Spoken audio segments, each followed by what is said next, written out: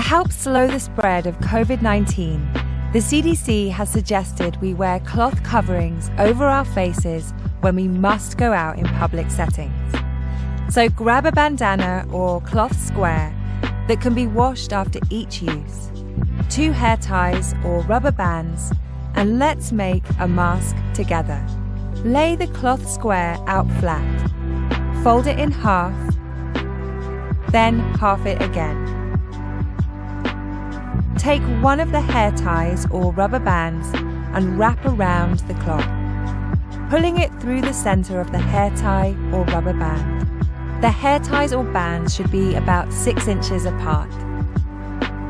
Now, fold the outer edges of the cloth in, layering on top of each other. Pick up the bands on either side and wrap the bands around your ears. Remember, by social distancing, you're taking care of yourself and others. Let's all keep doing that.